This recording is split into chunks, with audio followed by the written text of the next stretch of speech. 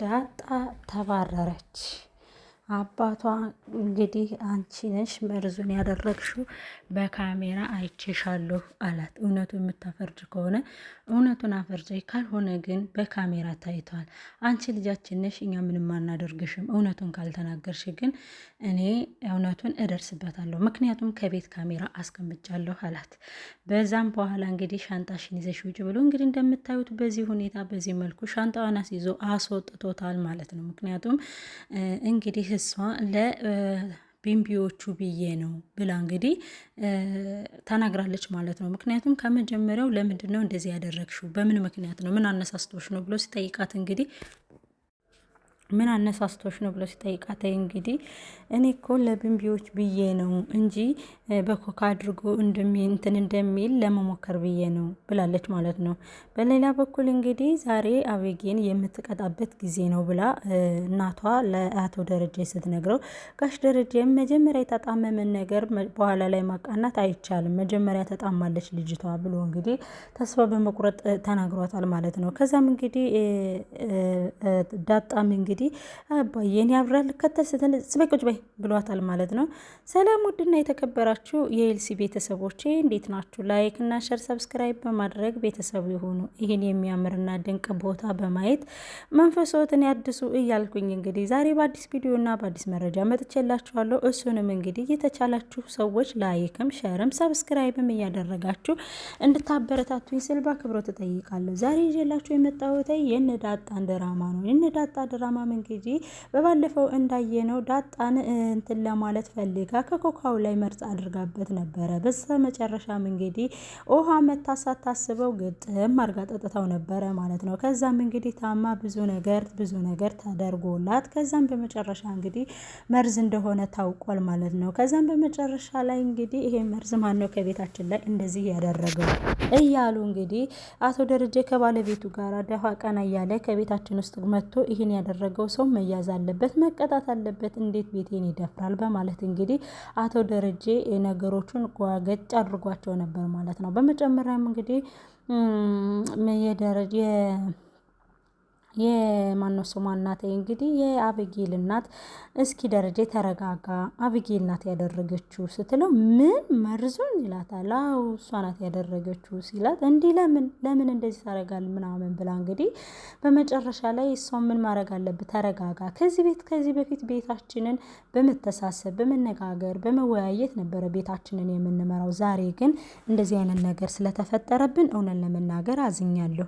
ሌላውን ተወውና ለምን እንደዚህ እንዳደረገችና ምን አስባ እንደሆነ በትዕግስት ብንጠይቃት መልካም ነው ብዬ አስባለሁ። ምክንያቱም የኛ ቤት በመነጋገር የሚፈታበት ቤት ስለሆነ በብስጭት በንግግር ምንም የምንፈታው ነገር የለም። ከዚህ በፊትም ብዙ ነገሮችን ተነጋግረናል።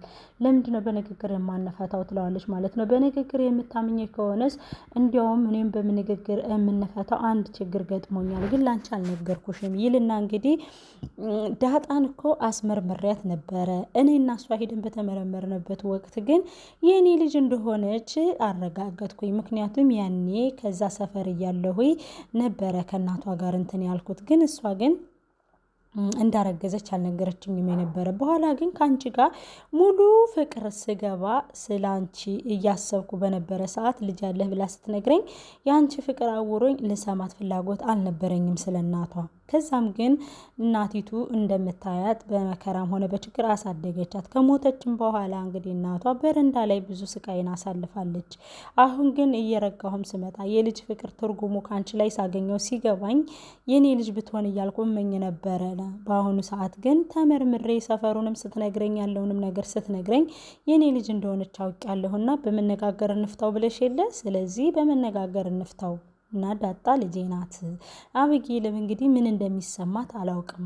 ልጄ እንደሆነች ስታቅ እንደሚሰማት አላውቅም። ከዚህ በፊትም ወስዳ የእሷ ጸጉር ነው ብላ የእሱንና የእሷን ወስዳ አስመርምራ ነበረ ይላታል ማለት ነው። በጣም ትደነግጥና ምን እንዲያረካ ተደረጀ እኔ ምን አጉድዬብህ ነው? ቆይ እኔ ምን ሰርቼ ነው ምናምን እያለች እንግዲህ በጣም እንትን እያለችው ነበር። እንዲህ እንድትረበሽ እኮ አይደለም የነገርኩሽ፣ ምክንያቱም ብዙ ነገሮችን በመነጋገር ስለምንፈታ እንነጋገርና እንፍታው ስላልሽኝ ይሄንም አጋጣሚ በዛው ልንገርሽ ብዬ ነው እንጂ እኮ ይሄ የሚያስከፋ ወይም ደግሞ የሚያስቀይም ነገር ሆኖ አይደለም። እባክሽን ተረጂኝ እባክሽን እያለ እንግዲህ ያለውን ነገር በዚሁ አጋጣሚም ዳጣ ልጁ እንደሆነች ተናግሯል ማለት ነው። ዳጣም እንግዲህ እስካሁን ልጁ እንደሆነች አልተናገረችም። ግን በቃ እህቶቿ ስለሆኑ ብቻም አቤጌልዬ እኔ እወድሻለሁ በቃ ይቅርታ በቃ እንደዚህ እያለች እንግዲህ እየተለማመጠቻት ትኖራለች ማለት ነው። ሌላው ቀርቶ ሌላውም እንግዲህ አስባ ተንኩላ ነገሯቸውን ሁሉ ጠንስሳ በነበረባት ሰዓት እንግዲህ ደግሞ ብድግ አድርጋ እኔ ብቻ ልጅ ማጥፋት አለብኝ ወይ ሰላምን ነው ወይ ደግሞ ይችን ነው። ምክንያቱም እኔ ናቲን እወደዋለሁ ናቲ ጋር ደግሞ ያለውን ነገር እሷን ነው የሚወደው ምናምን ብላ እንግዲህ ጥድፍ እያደረገች እያሰቃየቻት ነበር። ከዛም በመጀመሪያ ላይ አንቺ እንግዲህ አበዛሽው ስነ ስርዓትሽን ይዞሽ ጥርስሽን አራግፎ ነው መገላገልሽ ብላታለች ማለት ነው ትዕግስቷ ሲያልቅ። ከዛም በኋላ ናቲ መጣ። ምን ሆናችሁ ነው ቆይ ምን ተፈጥሮ ነው ምናምን ሲላት እባክህ ይቺ ልጅ አግባልኝና ተገላገለኝ ቆድራ ገደለችኝ እንዲህ ሰላሜን አሳጣችኝ በቃ አግባት እያልኩ አይደለ እንዴ ትለዋለች ማለት ነው። በመጨረሻም እንግዲህ አቤጌል እኔ እኮ ከዳጣ ጋር ምንም አይነት ነገር የለኝም ደግሞ ቢኖረኝስ አንቺ ምን አገባሽ እኔ እኮ አንቺን አልፈልግሽም አንቺ እህቴ ነሽ ብዬ ስንቴ ነግሬሽ የለም ወይ እንዴ ብሎ እንግዲህ ያለውን የውስጡን እንቦጭ አድርጎላታል ማለት ነው። አየህ ግን አቤል እሷ እኮ ምንም አይነት ነገር ላንተ የላትም እሷ ግን ያው ማሰር ጊዜ አንተ ግን እሷን ትላለህ ምናምን ትለዋለች ማለት ነው። ያፈቀረና የወደደ አንድ ነው እንግዲህ ምንም ማድረግ አይቻልም። አፍቅራለች እንግዲህ ወዳለች በሚገርምና በሚደንቅ ሁኔታ እንግዲህ እንደዚህ እያደረገች ትገኛለች ማለት ነው። በሌላ በኩል እንግዲህ ብዙ ነገሮችን እየተካሄደ ብዙ ነገሮችን እየተፈጠረ ነው ያለው። ብዙ ነገሮች አሉ ብዙ ታሪኮች አሉ ማለት ነው። እነሱም እንግዲህ እየመጣን የማሳውቃችሁ ይሆናል ማለት ነው። ሌላው ነገር እንግዲህ ዳጣ ከቤት እንዴ ባጋሽ እንዳታስወጣት ይቅርታ ለድምጼ እንዳታስወጣት ለምንድን ነው የምታስወጣት ስትለው እንግዲህ ዝም አይመለከትሽ ምናምን ብሏል። እንግዲህ እሷም እንግዲህ አፍራ በስራዋ አባዬ እኔን እያወጣኸኝ ነው የልጅህ አይደለሁም እንግዲህ ተንኮል ራስን ነው የሚጎዳ ወገኖቼ። ተንኮል ክፋት እንደዚህ አረመኔነት መሆን ምናምን ራስን ነው የሚጎዳ። ከራስ ላይ ገመድ እንደመጠምጠም ነው እውነት ለመናገር ልንገራችሁ ብዬ ነው። አሁን ዳጣ እንግዲህ ተንኮል ስትሰራ የቤቱን ጉድ አወጣለሁ ብላ ቤቱ ሰላም ሲሆን አትወድ ሰላም እንትን ሲል አትፈልግ በቃ ሽኩርኩርኩርኩርኩር እንዳደረገች የሰው ሰላም እንደበጠሰች የሰው ሰላም እንደቆነጠጠች በራሷ ላይ ደረሰባት ነው። እንግዲህ ከቤት ለመባረር ወቅታለች። እናቷም እንግዲህ በጣም ናልቅሳለች። ከቤት ወጣስ ብትበላሽስ የሆነ ነገር ብትሆንስ የፈልገዋን ትሁን ማለት ጋሽ ደረጀ በጣም ጨክኗል ማለት ነው። በጣም ቆርጦባታል። ይቅርታ ለድምጼና ከዛም በመጨረሻ ላይ እንግዲህ አባረራት።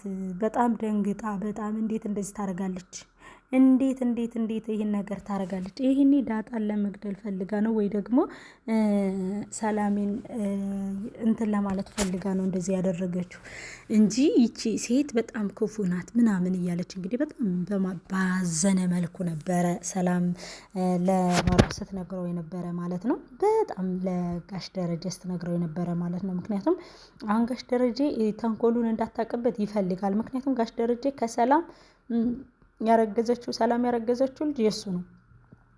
ከዚህ በፊት ደግሞ የሰላምን ልጅ ደግሞ የመጀመሪያ ልጇን ወስዶባታል። ስለዚህ አሁን የሰላምን ጉር ደግሞ አቤጌል ለማወቅ ትፈልጋለች። እና ለምንድን ነው እቺ ልጅ እዚህ ቤት የማትወጣው? ይሄን ያክል ዓመት እኛ ቤት ምን ጎሏት ነው? ለቆንጆ ናት ውበት አላት። ለምንድን ነው ሄዳ የማትሰራው? ራሷን ተከራይታ በራሷ የማታስተዳድረው? ለምንድን ነው ከኛ ቤት እንደዚህ የተቀመጠችው? የልጇስ አባት ማን ነው? አባዬስ ምን እያደረገ ነው? ግን ይሄን ሁላ የምታስብበት ምክንያት ምን መሰላችሁ? ዳጣን ወስዳ ስታስመረምር የእሱ ልጅ እንደሆነች አውቃለች። ወሬዲ ስላወቀች ምክንያት ነው የምትፈልገው እዛ ቤት ያለውን ነገር ለማውጣት ምክንያት ሰበብ ምናምን ነው የምትፈልገው ዳጣ አቤጌል ማለት ነው። ዳጣ ደግሞ በረንዳ ስላደገች ሁሉ ነገሯ በቃ ግልጽ ነው።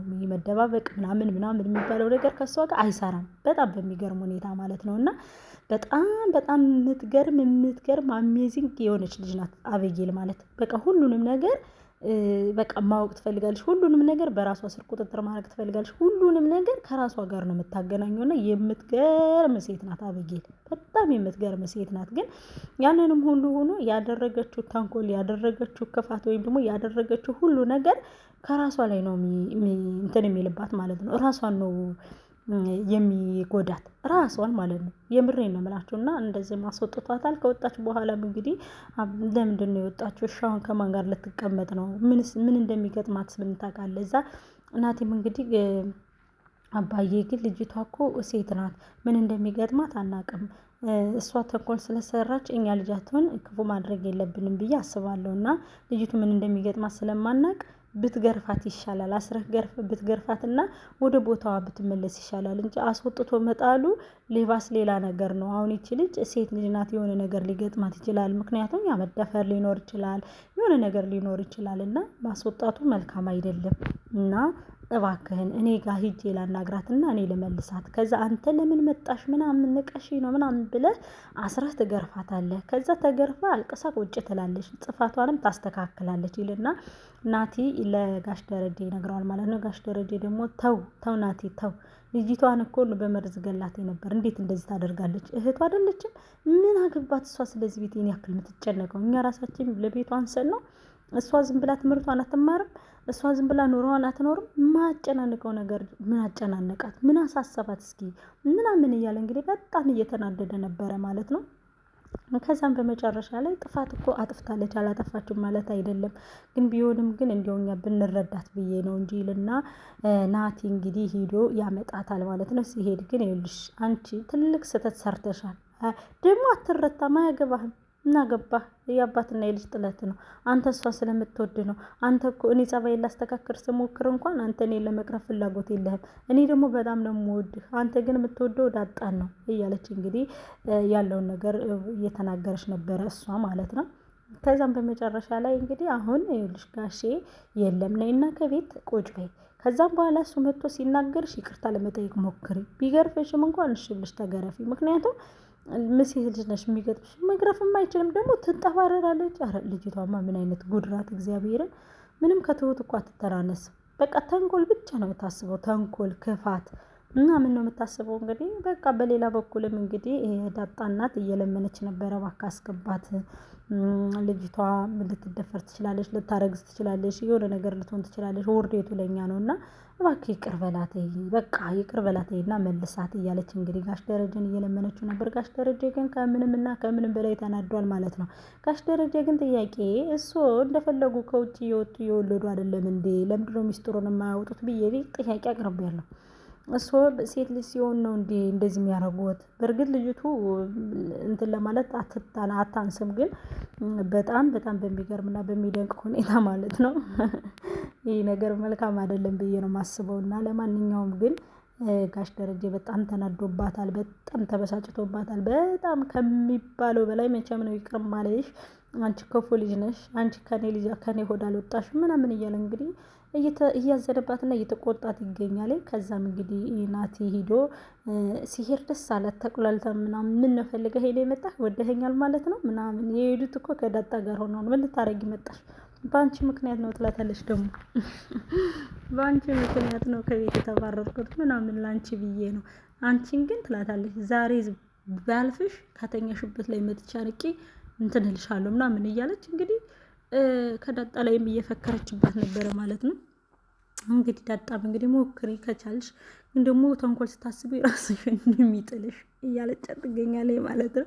በጣም የምታናዳዳት በነገራችን ላይ ዳጣ በጣም መገርም ሰው ናት፣ መገርም ልጅ ናት፣ መገርም ሰው ናት በእውነቱ። እና ለማንኛውም ግን ምን ልላችሁ ፈልጌ ነው፣ ክፋት፣ ተንኮል ራስን የሚጎዳ በምናያቸው ድራማዎች ሁሉ ደግ ነገር መልካም ነገር ልንማር ይገባል ብዬ አስባለሁ። መጥፎ ነገር ራስን ስለሚጎዳ ማለት ነው። በጣም ክፋት፣ ተንኮል ራስን የሚጎዳ ማንንም አይጎዳ ስለ እውነት ማለት ነው። እና ይኸው እንደምታዩት እንግዲህ ዳጣም ከቤት ተባራለች። ለማንኛውም እንግዲህ ወደ ወገኖቼ ይህን ቪዲዮ ላይክም ሸርም